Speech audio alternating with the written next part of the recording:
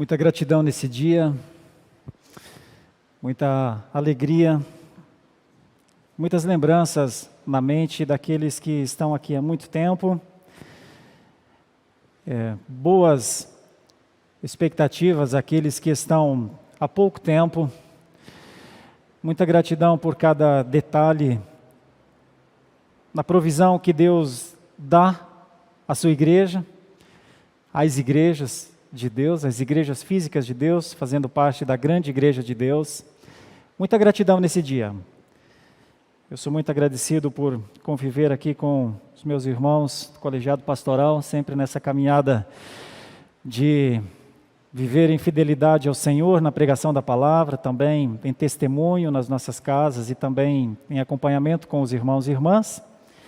Muita gratidão por cada detalhe de um culto como hoje, cada detalhe. Canções belíssimas de louvor e adoração.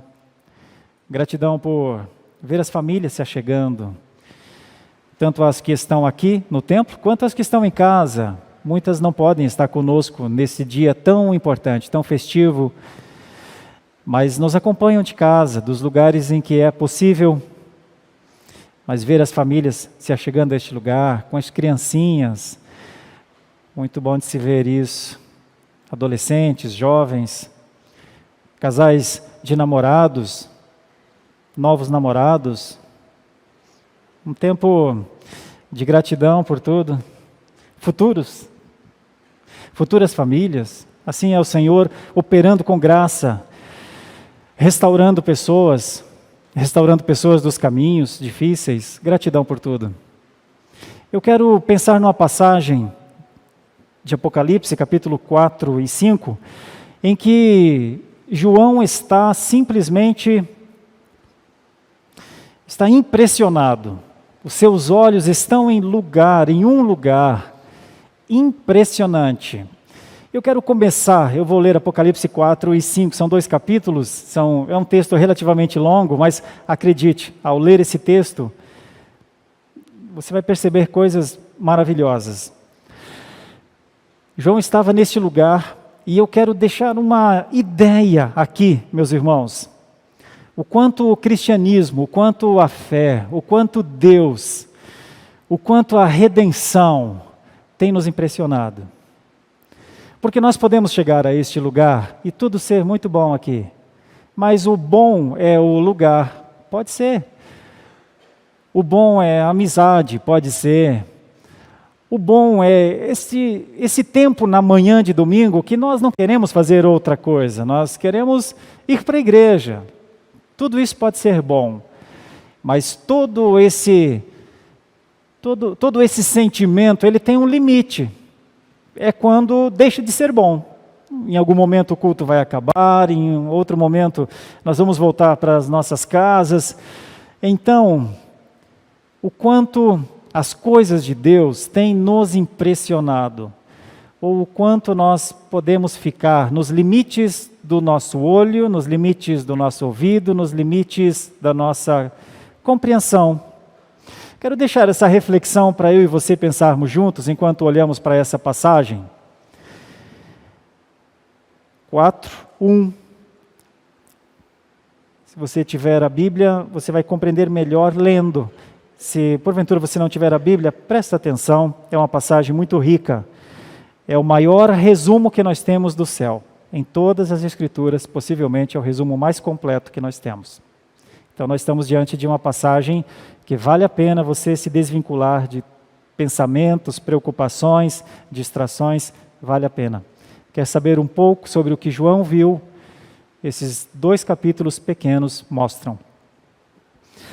Depois destas coisas, olhei, e eis não somente uma porta aberta no céu, como também a primeira voz que ouvi, como de trombeta ao falar comigo, dizendo: sobe para aqui e te mostrarei o que deve acontecer depois destas coisas. Imediatamente eu me achei em espírito, e eis armado no céu um trono, e no trono alguém sentado. E esse que se acha assentado é semelhante no aspecto à pedra de jaspe e de sardônio. E ao redor do trono há um arco-íris, semelhante no aspecto a esmeralda. Ao redor do trono há também 24 tronos, assentados neles 24 anciãos, vestidos de branco, em cujas cabeças estão coroas de ouro. Do trono saem relâmpagos, vozes e trovões. E diante do trono ardem 7 tochas de fogo, que são os 7 Espíritos de Deus. Há diante do trono um como que mar de vidro, semelhante ao cristal.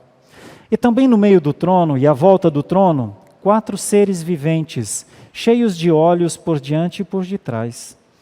O primeiro ser vivente é semelhante a leão, o segundo semelhante a novilho, o terceiro tem o rosto como de homem, e o quarto ser vivente é semelhante à águia quando está voando. E os 4 seres viventes, tendo cada um deles, respectivamente, 6 asas, estão cheios de olhos, ao redor e por dentro não tem descanso, nem de dia, nem de noite, proclamando: Santo, Santo, Santo é o Senhor Deus, o Todo-Poderoso, aquele que era, que é e que há de vir. Quando esses seres viventes derem glória, honra e ação de graças ao que se encontra sentado no trono, ao que vive pelo século dos séculos, os 24 anciãos prostrar-se-ão diante daquele que se encontra sentado no trono, adorarão o que vive pelo século dos séculos e depositarão as suas coroas diante do trono, proclamando: Tu és digno, Senhor e Deus nosso, de receber a glória, a honra e o poder, porque todas as coisas tu criaste. Sim, por causa da tua vontade vieram a existir e foram criadas. 5. Vi na mão direita daquele que estava sentado no trono um livro, escrito por dentro e por fora, de todo selado, com 7 selos. Vi também um anjo forte, que proclamava em grande voz: Quem é digno de abrir o livro e de lhe desatar os selos? Ora, nem no céu, nem sobre a terra, nem debaixo da terra, ninguém podia abrir o livro, nem mesmo olhar para ele. E eu chorava muito, porque ninguém foi achado digno de abrir o livro, nem mesmo de olhar para ele.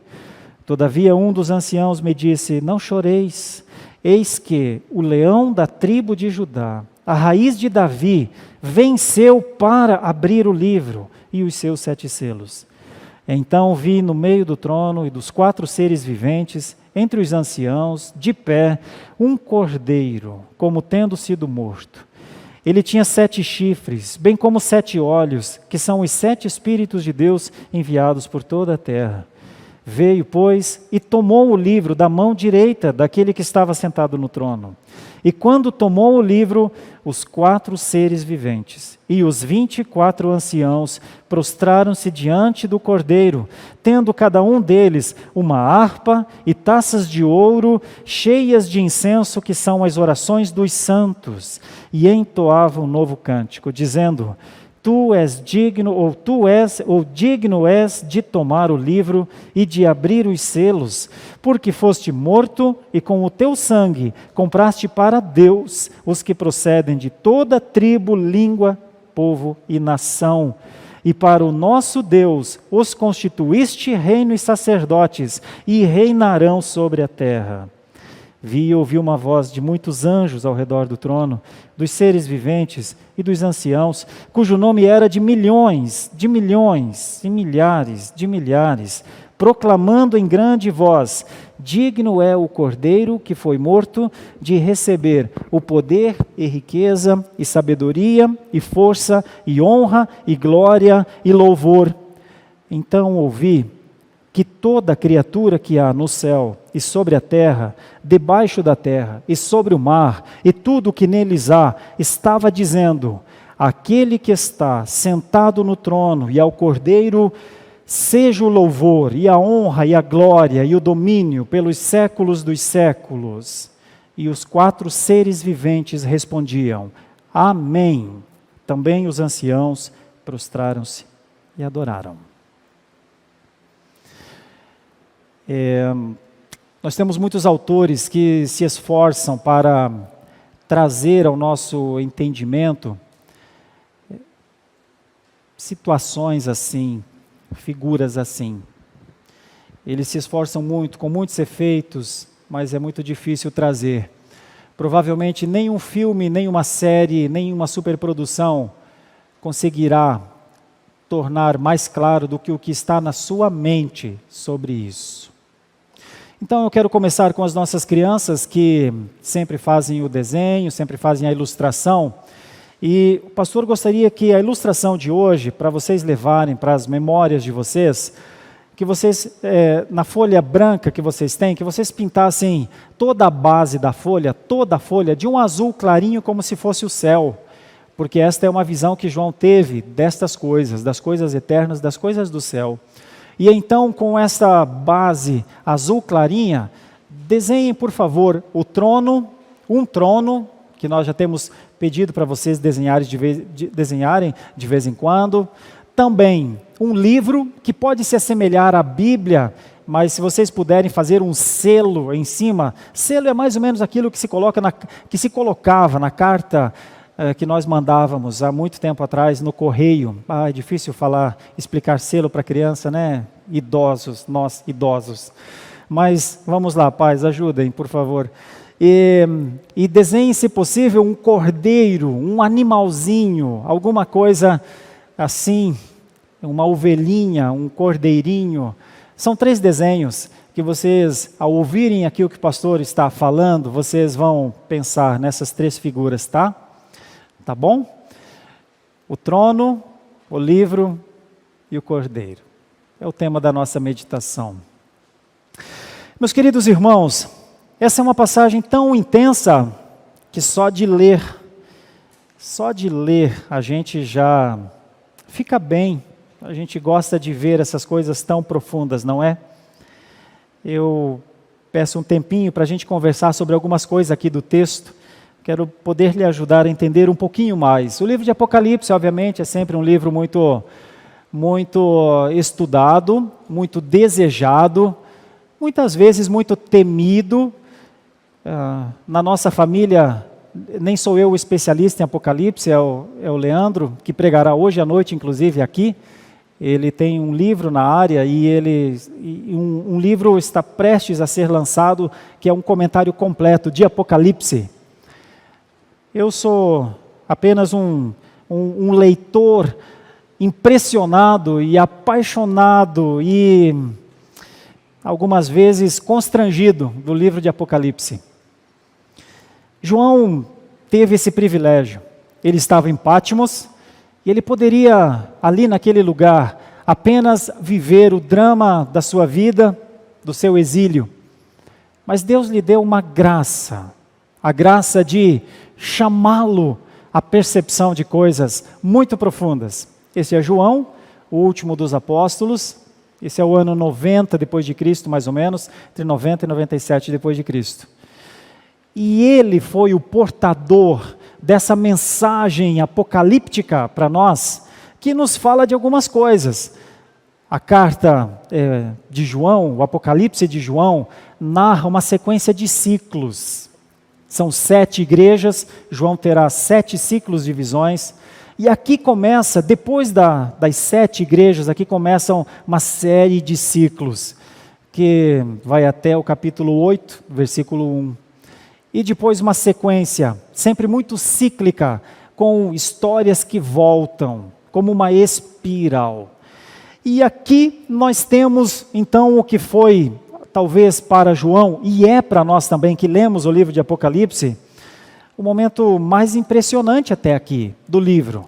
Porque o livro começa com a narrativa de Jesus glorificado, logo as cartas às igrejas, as instruções às igrejas, as orientações para que as igrejas andem num caminho, o caminho criado para elas, as orientações e até mesmo as sentenças às igrejas que se afastariam do caminho trilhado para elas. E agora vem a visão que João teve, que inclui então essas 3 figuras, o trono, o livro e o cordeiro. Eu vou dividir o capítulo 4 e o capítulo 5 para uma compreensão um pouco mais didática para nós, dizendo o seguinte: tudo isso aqui é um hino de louvor, tudo isso aqui é celebração, tudo isso aqui é gratidão, Como nós estamos celebrando 97 anos de existência como Igreja Presbiteriana da Lapa. Mas nós temos uma divisão, dá para fazer essa divisão para entender melhor. O capítulo 4 é gratidão intensa pela criação, pelo governo e pelo domínio de Deus. E nós vamos entender isso a partir dessa figura do trono. O Senhor Deus está reinando neste momento. Como o Senhor Deus está reinando? Você já parou para pensar como o Senhor Deus está lidando com os inimigos agora? Como o Senhor Deus está governando para que a sua vontade seja feita agora? E como será no futuro? Como é o governo eterno de Deus? Nós vamos ver isso no capítulo 4. O capítulo 5 também é louvor, mas é louvor mais voltado para a redenção. Mais voltado para o que é a restauração. Mais voltado para o que é quem entende que foi redimido. Porque louva e adora de verdade quem é redimido. Por isso nós dizemos que o culto ao Senhor é o culto dos crentes, é o culto dos filhos. Quando estou dizendo crente, não estou fazendo separação de denominação, não é isso não. Estou querendo dizer que somente pode cultuar ao Senhor, prestar culto, quem é filho de Deus, quem tem o sangue de Cristo por seu sacrifício. Esse cultua, porque é desse que Deus não só espera o culto, Deus requer o culto.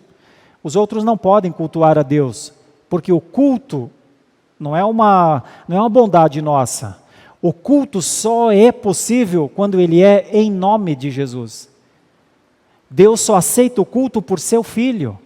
Então muitas pessoas podem pensar, olha, eu não confesso a Deus, eu não confesso Jesus Cristo, mas eu gosto de ir para a igreja, eu gosto dos cânticos, dos hinos e tudo mais. São sempre muito bem-vindos, mas melhor seria se fossem adoradores, que prestassem o culto em nome de Jesus, para que esse tempo não fosse só um tempo agradável, esse tempo fosse um tempo de adoração.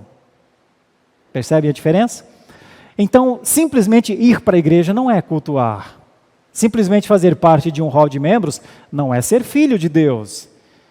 Mas confessar Jesus Cristo e saber que Ele é seu Salvador, olha, isso é a senha para que você adore. Bom, eu imagino que nessa manhã estejamos entre adoradores.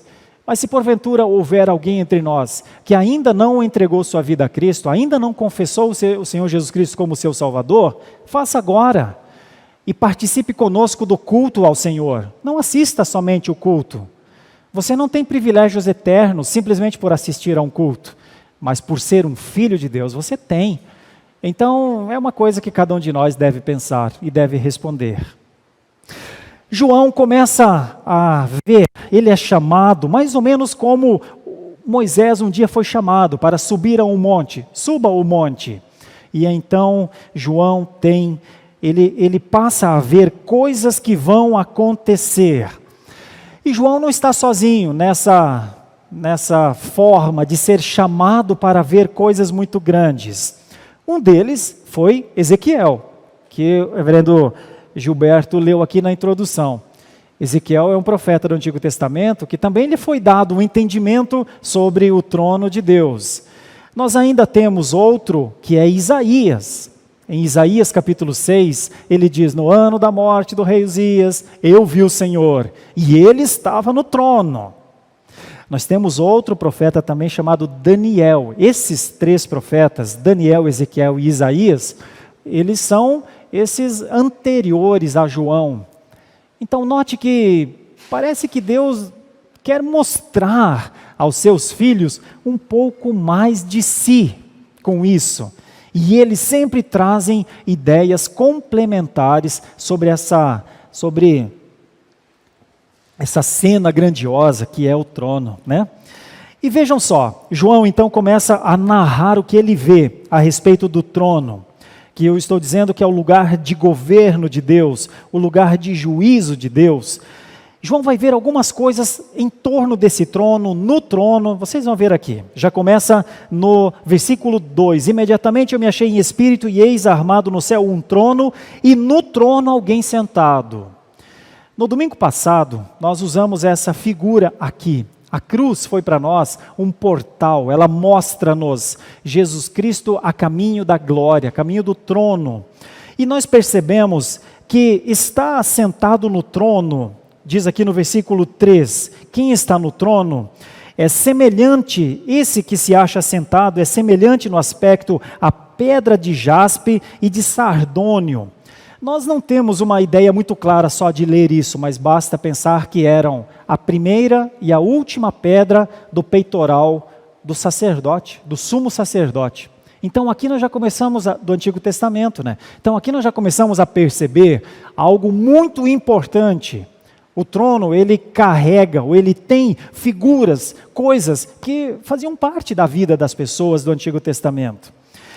E ao redor do trono, porque nós vamos perceber aqui que João vê algo ou alguém no trono, ele vê ao redor do trono um arco-íris semelhante no aspecto à esmeralda. Ele vê também ao redor do trono 24 tronos, assentados neles 24 anciãos vestidos de branco, em cujas cabeças estão coroas de ouro. No primeiro momento a gente pode pensar que são anjos, mas os anjos não foram chamados para reinar.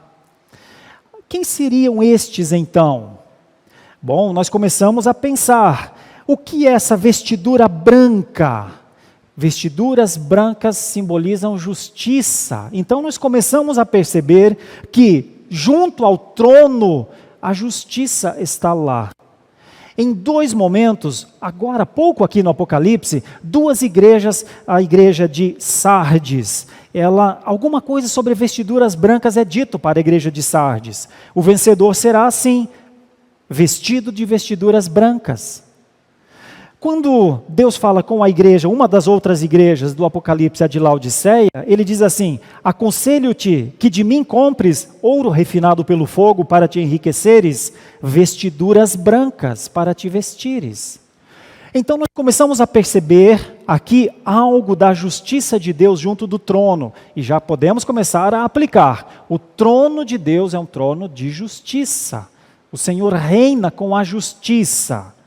Versículo 5, do trono, então, alguém está no trono, ao redor do trono está a justiça, no trono, então, do trono saem relâmpagos, vozes, trovões, e diante do trono ardem 7 tochas de fogo, que são os 7 Espíritos de Deus, possivelmente uma menção ao Espírito Santo, mas saem relâmpagos, vozes, trovões, isso é sinônimo da ira de Deus, em várias passagens das Escrituras. Então nós começamos a construir essa construçãozinha aí com alguns tijolos. O trono de Deus, com a justiça em torno do trono, com a ira de Deus.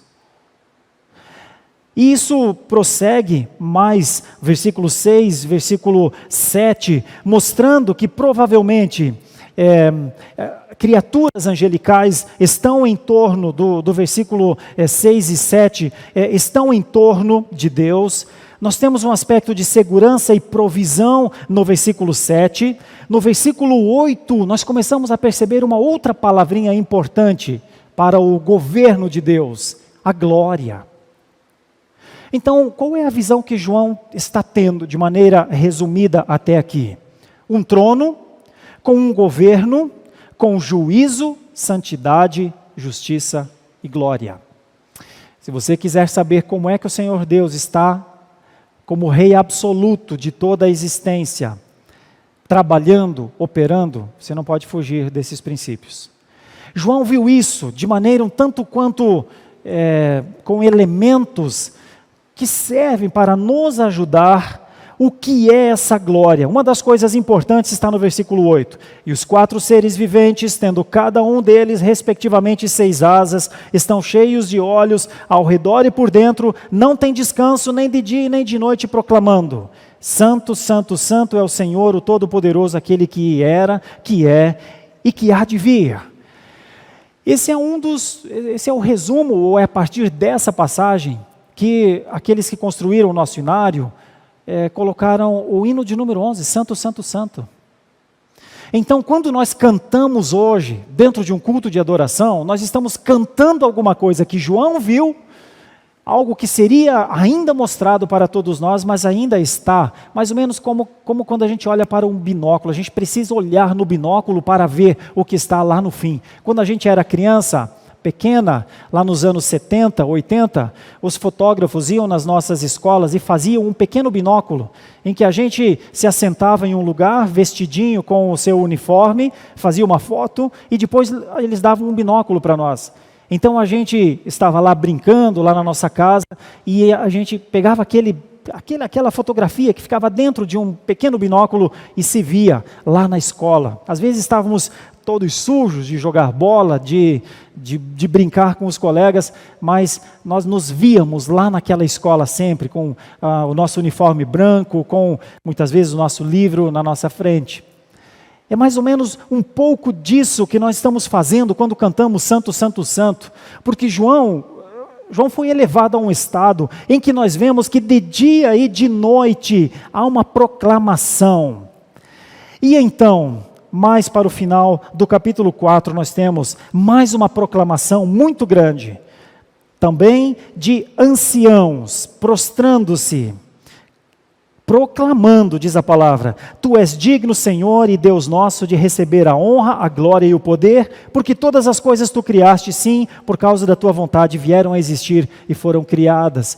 É este versículo que nos dá uma chave de compreensão. Esse louvor é pela criação. Meus irmãos, a criação de Deus, ela por si só louva o nome de Deus. Existe uma glorificação natural ao nome de Deus na sua criação. Mas existe um povo que glorifica ao Senhor por sua criação, pela consciência da grandeza de Deus, pela consciência do governo de Deus, pela consciência da manutenção que o Senhor Deus estabeleceu com a sua criação. Então esse capítulo 4 é isso. O capítulo 4 abre o nosso entendimento para como é que Deus está reinando e como é que Deus sempre reinará. Eu quero fazer uma breve aplicação para ir ao capítulo 5.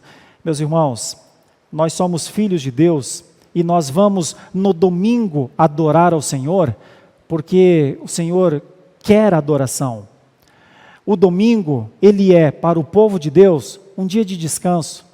Deus deu o dia de descanso para que o povo de Deus o adore. O mundo pode achar que domingo é simplesmente um dia para ir para o parque, para almoçar com a família, para não precisar ir à empresa que trabalha, para ir para a praia, para ir para a serra. O mundo pode pensar que o domingo é alguma coisa muito boa, mas eu vou lhe explicar como o domingo é uma coisa muito ruim para quem não crê em Deus. Para o povo de Deus, domingo é o dia em que nós descansamos sim dos nossos afazeres, mas é o dia em que nós contemplamos ao Senhor com os nossos irmãos, pela sua palavra somos adentrados, elevados a uma concepção de quem Ele é, na sua grandeza, no seu poder. Domingo é um dia para, diante de todas as coisas que fazemos, nos arrepender diante da sua palavra. Todo domingo o Senhor tem nos dado para adorá-lo, para lembrar que um dia o seu Filho ressuscitou neste dia, no domingo. Todo domingo é um dia para que haja culto. Domingo não é dia para que culto concorra com eventos. Domingo é do Senhor, para culto. Agora o Senhor dá um dia para que a criação lhe adore, lhe louve. E 90% da criação diz: não adoramos ao Senhor, nós não reconhecemos o Senhor não é o nosso Deus, Jesus Cristo não é o nosso Salvador, o Senhor está dando esse dia, mas eu vou usar esse dia da forma como eu quiser, e eu vou dormir, e eu vou passear, e eu vou descansar, e eu vou fazer meu exercício. E esta pessoa terá o domingo contra si. Todo domingo é um testemunho da glória de Deus, para que haja adoração, súplica, alegria, gratidão, vida, para que haja consciência, confissão de que nós somos eternos para o Senhor. Então, todos aqueles que vivem para o Senhor sabem a importância disso. Aqueles que não vivem para o Senhor não sabem a importância disso, mas um dia saberão que o Senhor lhes deu, domingo após domingo, uma vida inteira. É sobre essas coisas que Deus governa. Deus governa sobre as coisas que Ele dá. Deus governa com justiça. Deus governa com a sua glória. Deus governa com a sua ira santa. Não é uma ira nossa, mas é uma ira justa. Deus governa e é glorificado pelos seus no seu governo. E aqui você vê a diferença entre quem crê e quem não crê. Quem crê se alegra na presença do Senhor, sabe que não será consumido, porque o Cordeiro morreu no seu lugar. Quem não reconhece o Senhor terá domingo após domingo contra si, terá ano após ano da sua vida contra si, e não terá o Cordeiro por si. Isso deve nos fazer pensar, nós que somos crentes, como nós lidamos com o governo de Deus. Qual é a visão que nós temos? Quando vamos para a igreja, quando convivemos em comunidade, quem nós estamos vendo? Diante do que nossos olhos estão postos? Onde o nosso coração está? Essa é uma reflexão muito profunda, meus irmãos e irmãs, e jovens, e adolescentes, e crianças. Entendem por que, crianças, vocês estão desenhando o trono? Porque o Senhor governa nesse trono. Agora vejamos o capítulo 5, e nós temos duas figuras aqui importantes também. Vejam a questão do livro. Capítulo 5 mostra que na mão direita daquele que estava sentado no trono havia um livro, escrito por dentro e por fora, todo selado, com 7 selos. E então alguém se levantou e disse: quem é digno para abrir o livro e lhe desatar os selos? É uma pergunta. Então há uma procura aqui por alguém digno. No versículo 5 nós temos o aparecimento de alguém digno. Um dos anciãos me disse: não chores, porque ele estava em prantos nessa hora. Estava em prantos porque não havia ninguém que pudesse abrir o livro. Gabriel, o anjo, não pôde abrir. Nenhum dos arcanjos pôde abrir. Abraão, Isaque, Jacó, José, Davi, silêncio total no céu. E ele chora. Ele sabe que tem alguma coisa no livro, e ele sabe que o livro precisa ser aberto, mas ninguém pode nem olhar para ele. Então aparece aquele que é digno, o leão da tribo de Judá, a raiz de Davi, venceu para abrir o livro e os 7 selos. A nossa cultura não tem muito essa ideia de documento, de pacto, de escritura. Quando nós falamos isso aqui é uma escritura, são 2 testamentos, isso é um documento. E a nossa cultura não tem essa profundidade assim no geral de compreender o que é um documento. Eu vou usar uma figura do Antigo Testamento para lhes falar sobre a importância de um documento. A história que aconteceu com Jeremias.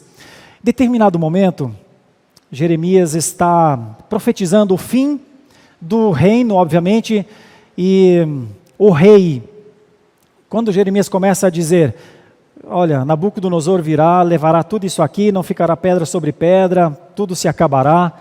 Então o rei fica muito bravo com Jeremias e o prende. Isso está em Jeremias 32.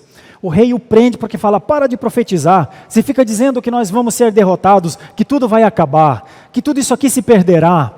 E então um primo de Jeremias o procura e fala assim: Jeremias, compra o meu campo, o campo de Anatote, porque já que tudo vai ser destruído, eu vou perder esse campo, eu vou perder todo esse valor. Compra o meu campo. E Jeremias diz: então, quando meu primo veio, eu comprei o campo e paguei, pesei as moedas de prata, peguei tudo, fiz a escritura e selei o livro, porque o Senhor havia dito a Jeremias: ainda se comprará terra neste lugar.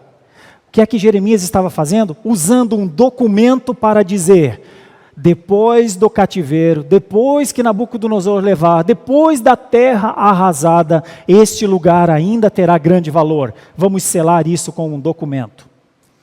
Pagou. Todos acharam que Jeremias estava enlouquecido. O que vendeu o campo pensou: meu Deus do céu, vendi um campo que não vale nada, estou aqui com o dinheiro e tudo isso aqui será destruído. Mas o documento era a garantia. Documento selado, ele comprou o campo de Anatote.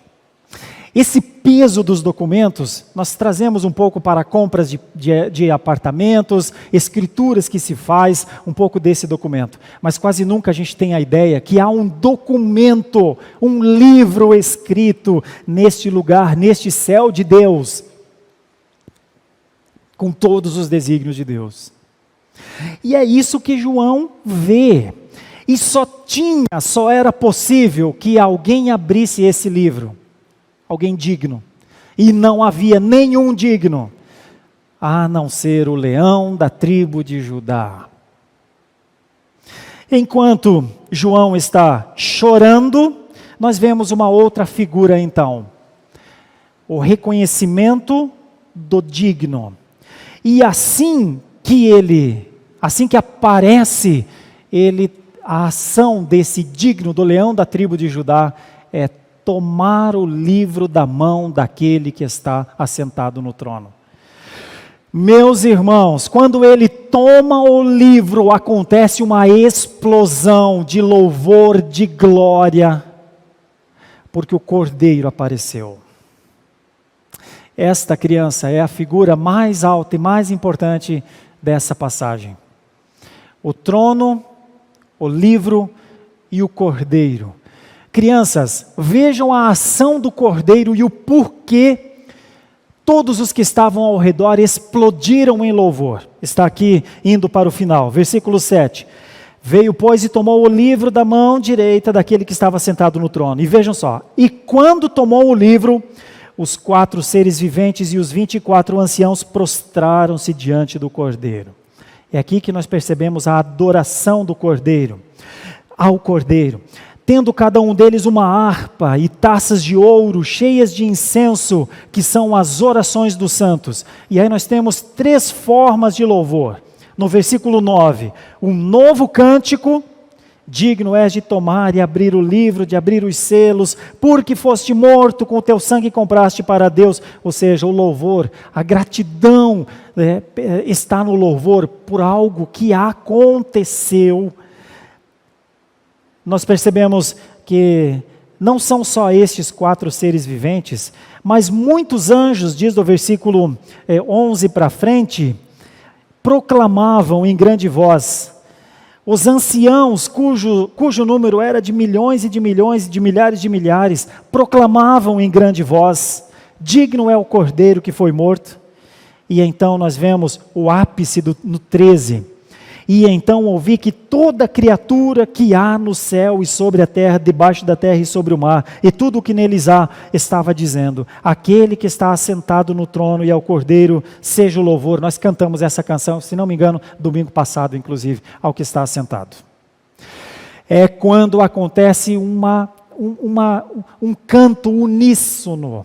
É quando todos os seres viventes, redimidos, quando todos os que sabem que o Cordeiro foi morto, quando todos os que querem adorar, porque lhes foi dado o privilégio de adorar, quando todos os filhos e filhas de Deus, de todos os tempos, dizem a uma só voz: aquele que está assentado no trono e ao Cordeiro, seja o louvor e a honra e a glória e o domínio pelos séculos dos séculos. E então os 4 seres viventes respondem a uma só voz. Eu fico imaginando a altura desse amém, desse assim seja, assim é assim que nós somos, é isso que nós somos. Ah, meus irmãos e irmãs, nós não podemos ficar aquém desse estado de adoração. Os nossos olhos precisam avançar para além dos limites que nós vemos. A nossa fé precisa ser revestida de um tipo de esperança em que nós possamos dizer para nós mesmos: eu sou um desses adoradores. Pastor, eu sou um desses adoradores. Pastor, eu já comecei a fazer isso. Pastor, eu posso ter lutas, eu posso ter dificuldades, eu posso ter temores, eu posso ter falhas, mas nada pode me separar disso. Isso é a minha vida, eu nasci, eu vivo para isso. Crianças, vocês não podem ficar fora disso, e vocês não ficam, até porque mesmo que vocês não entendam tudo, vocês são partes do pacto que o Senhor Deus tem com a sua criação. Hoje você pode estar fazendo um desenho muito simples sobre o Cordeiro, mas um dia você o verá, e quando você adentrar a este céu de Deus, você verá nas mãos os pregos, porque o Cordeiro foi morto. Ele não está na cruz, ele está junto daquele que está assentado no trono, a quem todos os anciãos depositaram as suas coroas, para que ele reine absolutamente para todos sempre. Se você é membro dessa igreja, se você é um dos adoradores, um dos fiéis dessa igreja, não deixe qualquer coisa te afastar do estado mais sublime da adoração. Não permita, feche de alguma maneira as portas a tudo que possa acessar a sua consciência, a sua condição de contemplar as grandes coisas do Senhor. Se você faz parte, se você já tem uma caminhada com o Senhor, saiba que a sua caminhada só está começando. A sua caminhada tem um trilho tão grande de glória, de louvor. Se você tem filhos e você tem ensinado a eles o caminho da fé, da única fé possível, fé só existe para ser exercitada em Jesus Cristo. Não há fé em homens, não há fé em sistemas, não há fé em absolutamente nada. Fé só existe para Jesus Cristo. Se você tem procurado transmitir essa fé aos seus filhos, saiba que esse não é um trabalho perdido.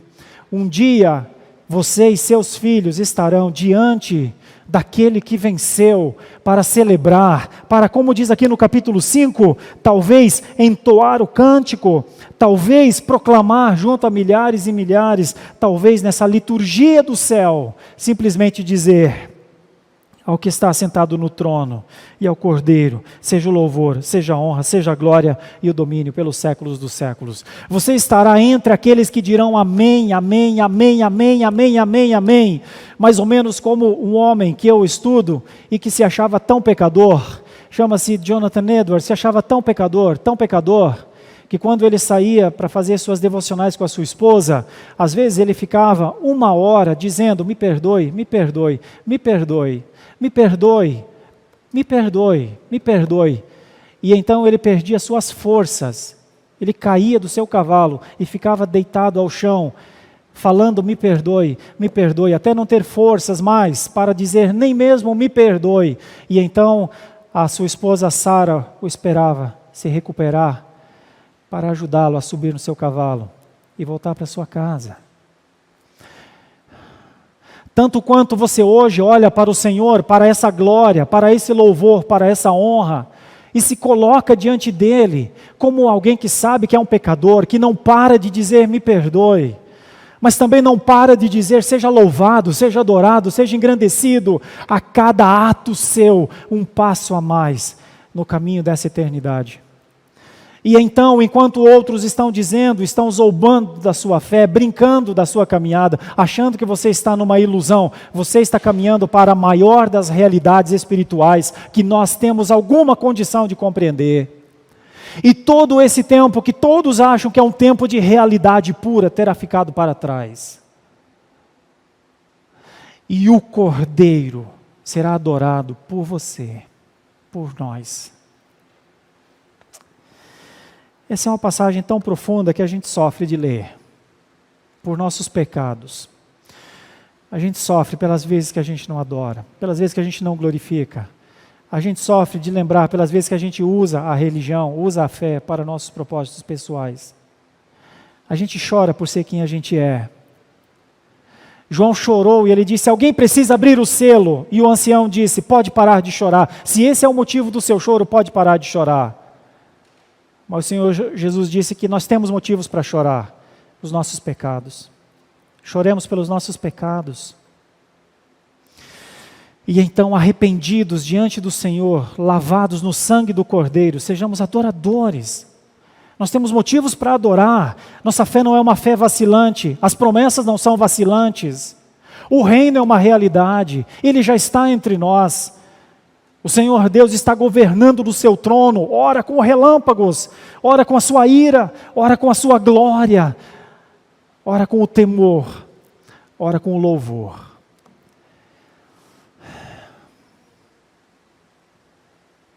Você não pode sair dessa igreja com os olhos limitados ao que você vê. Você precisa sair desse lugar sabendo das promessas para você, com a realidade que já chegou para você. Você precisa sair desse lugar e viver dentro da sua casa como alguém que louva e engrandece pela criação e louva e engrandece ao Senhor pela redenção. Pela redenção.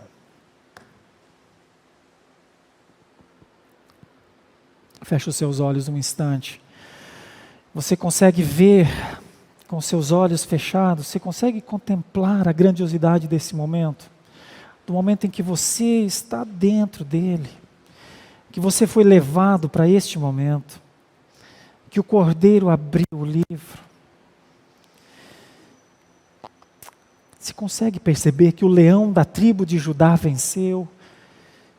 Que eu e você fazemos parte da grande vitória? Que nós somos o exemplo, ou a forma, ou a evidência da vitória?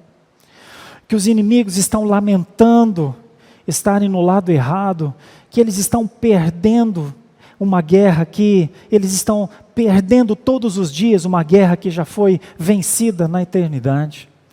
Você consegue perceber que o céu é o lindo lugar?